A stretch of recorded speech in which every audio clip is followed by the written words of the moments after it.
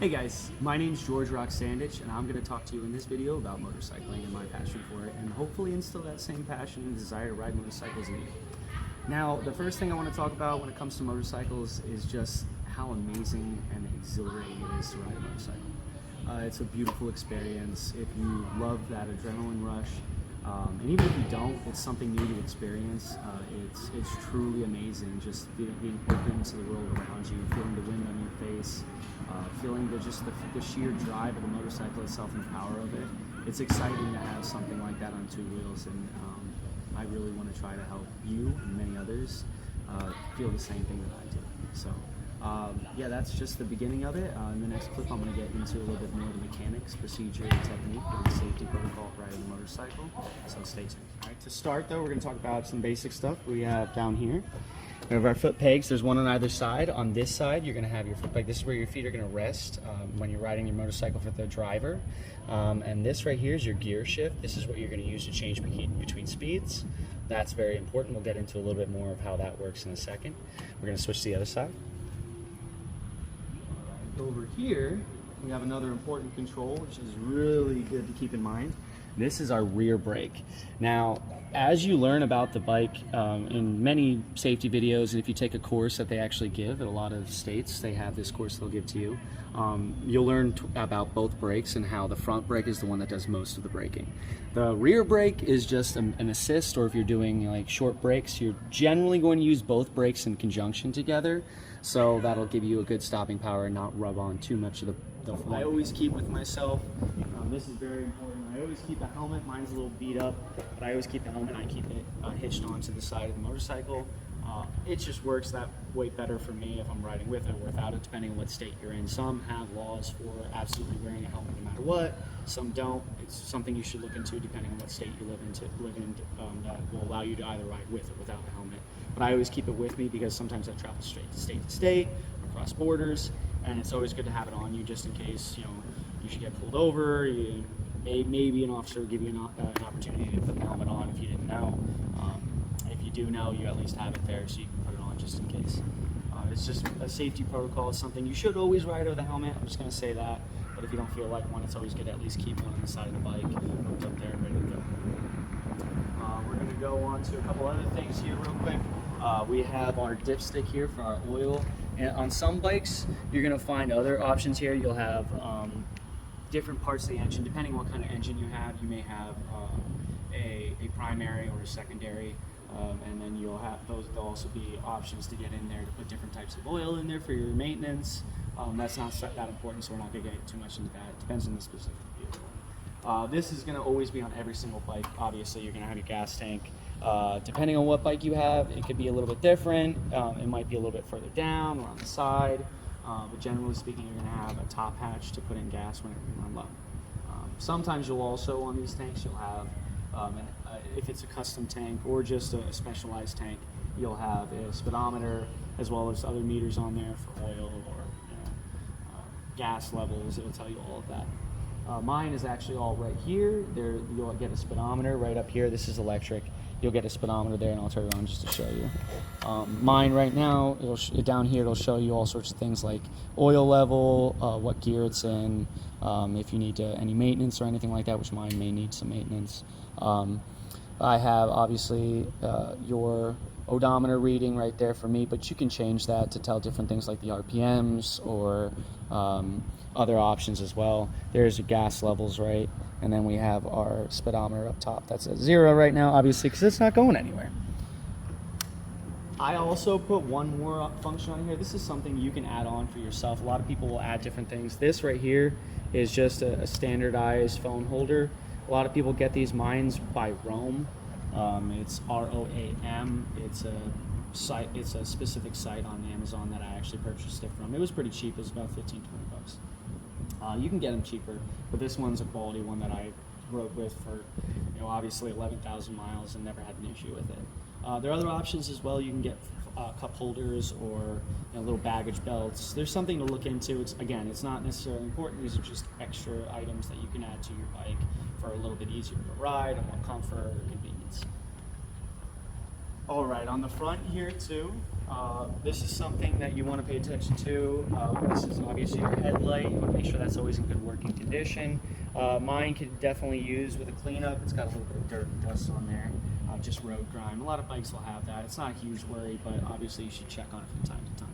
Oh, as well as your oil level, which I showed you where that was. It can be different on different bikes, but mine's on that side. Down here, you're going to see your front brakes. Again, these are the most important brakes on your bike. These calipers, always be checking your bike because you are riding with only 2 wheels. You don't have a car. On a car, there are 4 wheels and you have much larger calipers, and those calipers with those brake pads are going to get worn down a lot more, especially if you're driving at higher speeds, which tends to be something us motorcyclers like to do. Again, it's more of an adrenaline feel. We do reach higher speeds. Sometimes people just like to cruise, but even still, you want to make sure that those orders are in working order because those are your only stopping methods, and only one of those brakes is your primary stopping method. It is the most important thing to make sure that that front brake is always in good working order. I've changed it. My rears will need to be repaired, but I've been always checking them and maintaining them, making sure that they are in good order. So your rear one, again, it's in the same place. It's just on the back wheel. It's always good to look at those things and make sure they're in good working order. Now, another part is your turn signals. Now, your turn signals are very important as well. These caps generally just pop off if you pull them off. They have little clips in there that'll hold them on, almost like a center cap on a hub, on a wheel hub, on a normal car. They work kind of the same way. They have the same little tabs that hold the glass on there. The bulbs are pretty easy to change, the same like any other bulb in any other vehicle. You're going to put it in there and then twist it and it should lock in.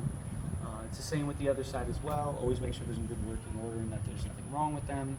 Now we're going to switch over here to the rear. Again, this is also something that's important.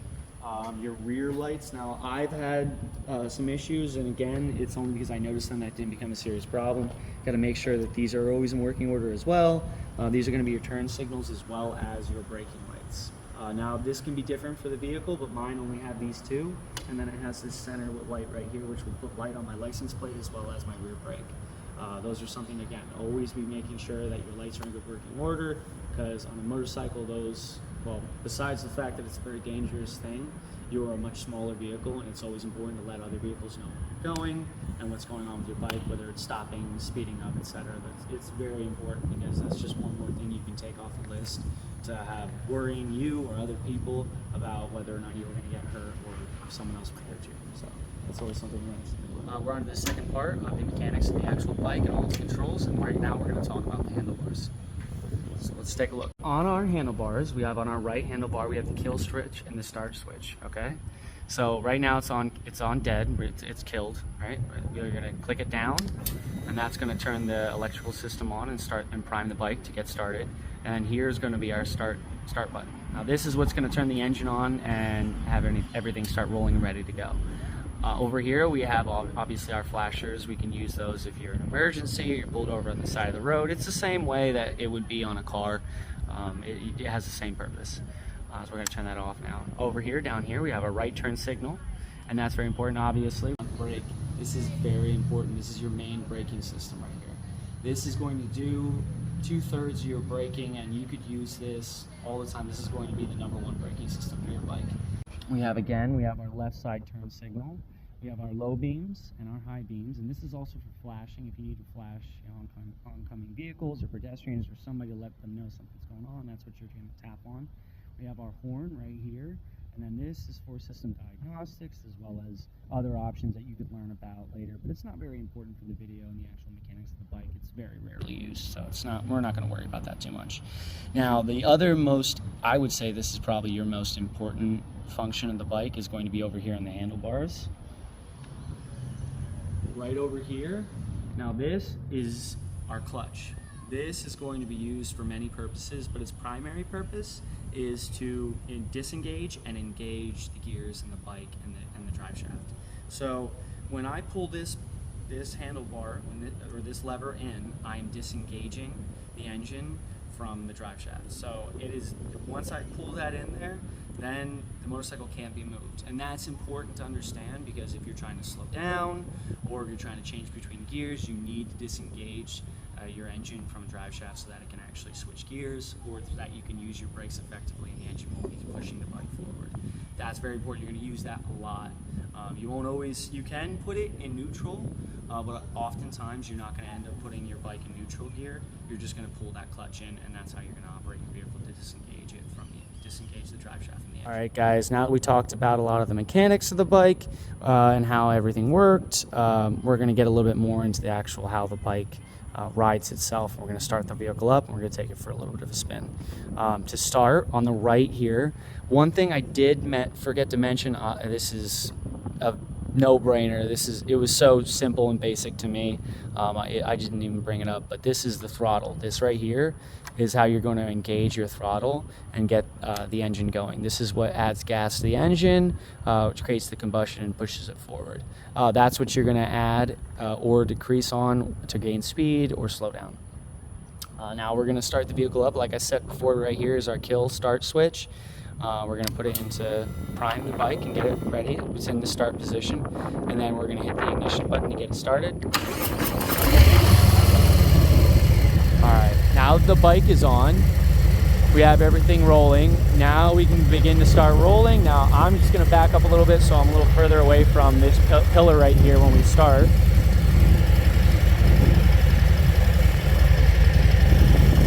Now, to start, guys, on the left side,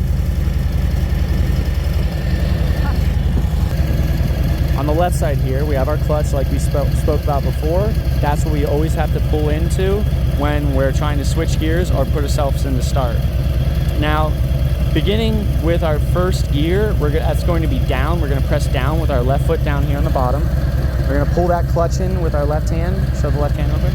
We're going to pull that clutch in all the way in. All right, and then with our left foot, we're going to hit the gear down. And once we push it down, we've now put it into first gear. The gears go from top to bottom: 1, neutral, 2nd, 3rd, 4th, etc. How many gears your bike has. Right now our bike is in gear 1, and that's what we're always going to start off with. That's going to be the most strongest gear with the most torque, and it's for the lowest speed. So from generally with every gear that you switch into, it's going to be about 10 miles or 15 miles an hour, and before you'll have to switch into the next gear. So with first gear, when we start, we can get up to about 15, 16, 17 miles an hour before we have to switch into second gear. And then second gear is going to take us from about 17 up to about 20 or 30, up to about 30. And then third gear is going to take us about 30 to 40, etc. It goes from there. And then your sixth gear is going to take you from 60 or 70 on up.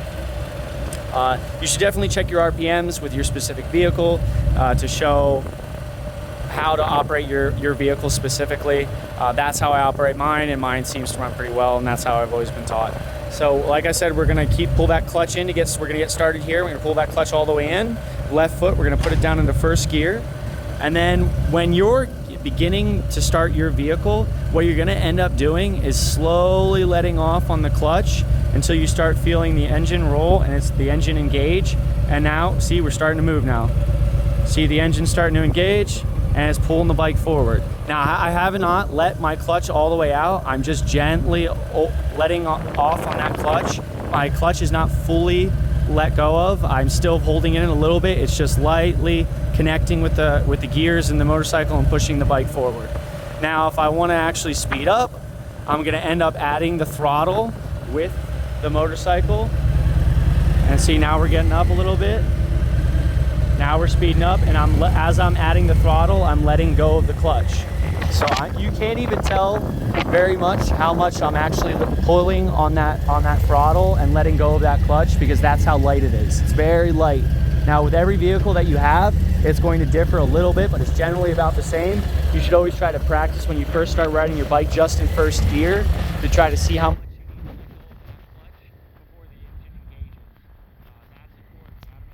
your engine engages properly, and that you're making your turns and pulling on that throttle in the right way to make sure that you're feeding your engine properly. Now from here, guys, I'm not going to go very fast, but like I said, you're always going to be watching in the center here. You're going to be watching that speedometer to see how fast you're going and what your RPMs are, to know when you need to switch into second gear. A lot of people will do it by ear. They'll listen to the engine and they'll hear how hard it's rolling and how many RPMs.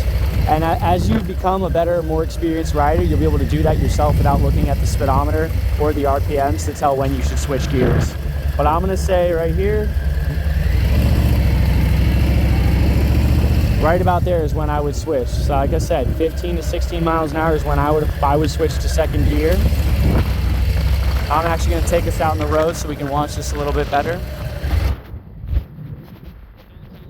Doing this in the middle of a basketball court. Mum's the word. So now we're out on the road. Now I'm going. I'm at it. Once I'm about 15 to 16, those RPMs are getting up there, I'm switching to second gear. And I've used my toe on my left foot down here to switch up and down. See it? I've pressed down right now. Go back down to 1 because we're slowing to a stop. We're gonna come up to a stop up here.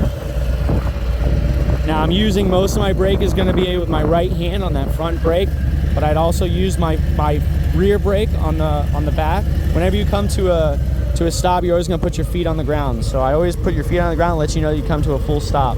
That lets everybody else know that you're not moving forward anymore, that if there's anybody else here, they can go first or whatever. You let them know and you can signal to them. That's the biggest thing. Always put your feet flat on the ground when you come to a stop. Now I'm gonna put my signal on, and this guy also here has a stop right now. I'm gonna go left now here. And when we turn, when we're going at a slower speed, we can just turn the handlebars. That's the easiest way to turn. But when you're at higher speeds, you're gonna end up actually pushing on the handlebar in the direction that you're turning. So I'm now in second gear, getting up to 20 miles an hour. Now we're going up towards about 30. Now that we're at that speed, we're not really gonna turn the handlebars as much. We're just gonna push with our left hand to go left. And when we're going right, we're gonna push with the right hand. Right now I'm pushing on the left handlebar. That turns the bike to the right, but then ends up tipping the bike to the left.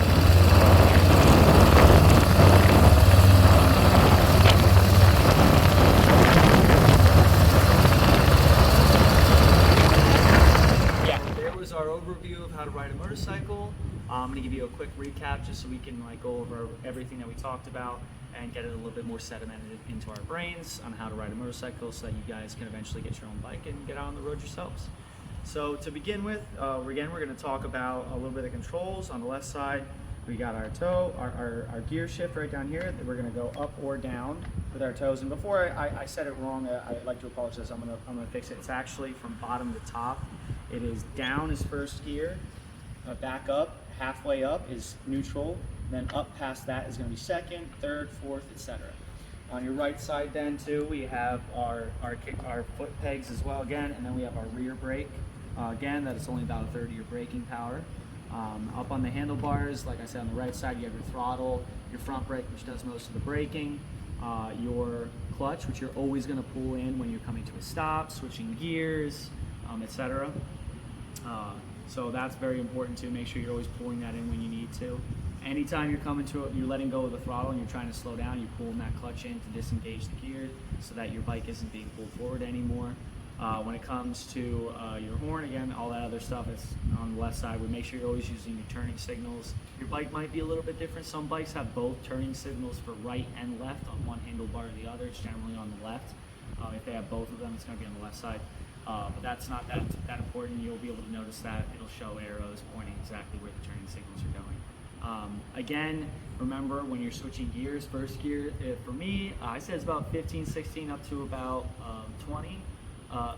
Right, first gear is actually 1 to about 15, 16. It's generally about 1 to almost 20, but again, it's up to you to try to understand the RPMs and the speeds per your vehicle. Make sure you're operating it properly. Mine, I generally go anywhere between 15 and 20. That's when I switch up to second gear. Once you hit 20, you're definitely going to want to be in second gear. And then again, it's like 20 to about 25 is going to be 30. And then from 25 to 35, it's going to be third gear.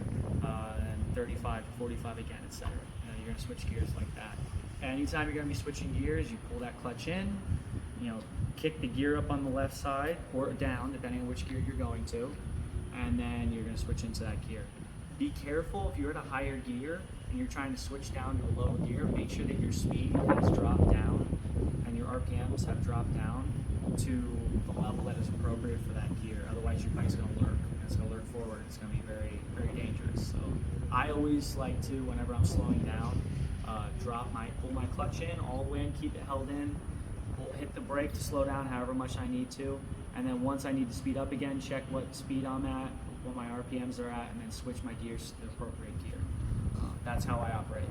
Now when it comes to our turns, now we talked about when it comes to the slower turns when you're just taking off from a stop, again you can just turn the handlebars a little bit to make that turn, but if you're going for a higher speed turn, and that's generally anywhere from about 20 miles an hour, 25 miles an hour to 30 and up, you're going to be pushing like I said. So if I'm making a left turn, I'm going to push on that left side, and that leans the bike to the left. Now if I push on the right side, see how the bike leans to the right? When I lean, what I'm doing essentially is turning that bike so that it's riding then on the inside of this tire, which is curved, and that is a shorter circumference than the center of the tire, which is then going to make it turn to the right. Now the actual science of it you don't really need to know. It's really just what the mechanics that I just showed you do. So again, when you're making a higher speed turn, you're gonna, to the left, you're going to push on that left handlebar, which is going to turn the bike to the left, and that's how you're going to turn to the left. And generally when you're making turns, it's always good to try to slow down a bit. Obviously, you want to gauge that yourself. You don't want to ride at slower speeds, try to get yourself accumulated. Always start with baby steps, guys. There's no need to hop on a motorcycle and try to show off right away. The last thing you want to do is end up getting seriously hurt yourself or hurting somebody else when you're trying to just act like you're a professional when you just got your bike. Again, it's always good to try to ride safe, be smart when you're on the road. This is about having fun, not getting hurt. So definitely something to keep in mind. So that we talked about our controls, we talked about using signals, we talked about our gear shift, our clutch, our brakes. We talked about how you should always try to read the manual per your vehicle to make sure that you're operating it appropriately and properly, and you're taking care of it properly as well. One thing I didn't mention before, which is also good to mention, your mirrors. That's kind of a no-brainer. Again, it's the same with the throttle on the right side and the handlebar. Twisting that back is how you add power. Those are things that are kind of obvious. You want to try to make sure that you're always making sure that those are set properly. I like to sit so that I can see just barely my shoulder blade, but I can also see like the left lane. You want to make sure you can get a clear vision in the left lane. Same with the right side. You want to be able to get a clear vision of the right lane as well as a little bit of your rear.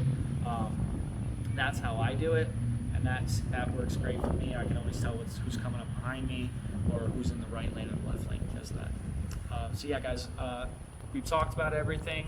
I hope you have somewhat of a decent idea of how to ride a motorcycle. I hope it was helpful. I'm glad you tuned in, and I hope I can see you out on the road sometime. Thanks.